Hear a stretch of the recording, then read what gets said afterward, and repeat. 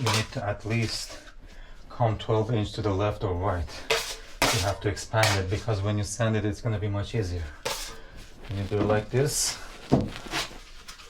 when I do this, I'll go like this. This is going to be much easier for sanding. We can either lift this side to get dried and then go for the other side, or we have to go like this way, if we are in a hurry, but I don't recommend it. You have to stay till it gets dried. But if you are in a hurry, you are going to do it all the way at the one time. You have to go this way one by one, and make sure your tape is not visible. Then this side, go like this way, because we have already done the other sides.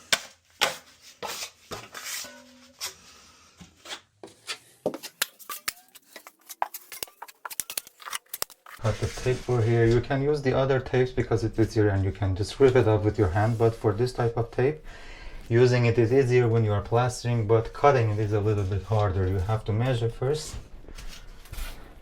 and then cut it with a knife. But for the other type of tapes, because it's made of paper, you don't need to cut it with the knife. You can just cut it with your fingers or your hand, and it's gonna be done easily. So go like this way.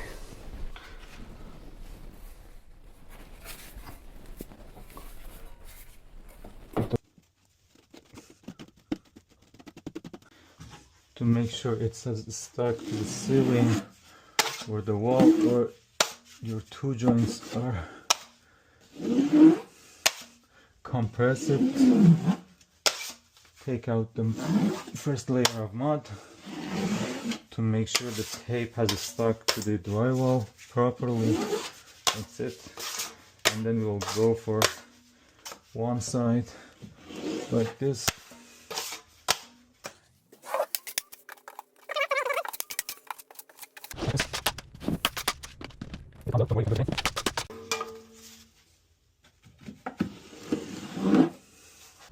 You have to come out at least 12 inches to make sure it's easier for sanding. If you don't do that, you have to sand it a lot. If you stay for it to get dried, it's going to be much easier because you have to just go this way. But when you're going this way, one by one, it's going to take more time. You have to make this 12 inches too. Then this way. Wherever you see any screw, do not apply just like a tiny plaster on it like this. You have to go like a big square. If you go like a big square, the sanding is going to be much easier, and you just touch it gently and it's going to be done. Do not go too much on it. You just need to expand it a little bit like this. So for the sanding, you're not going to waste too much time. You have to do the compounding or plastering for 2 times, once for the taping and the other one for the finalization.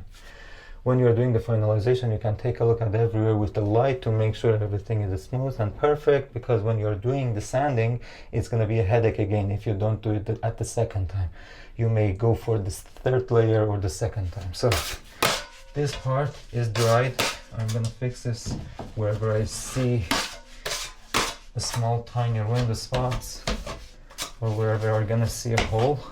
I'm going to fix it, because this is the 2nd time, and maybe I need to go for the 3rd time too. I don't know, but I try to finish it in 2nd time. Then go again.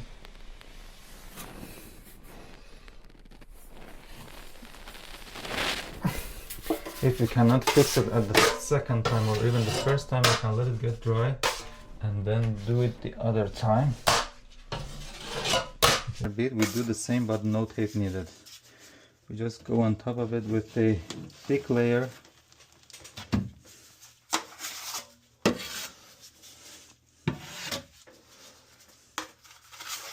And then we expand it more up to 12 inch. We go with a thicker layer like this.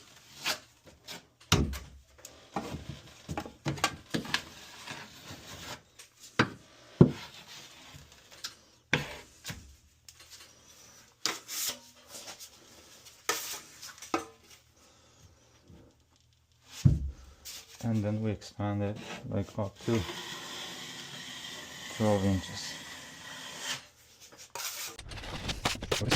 This way.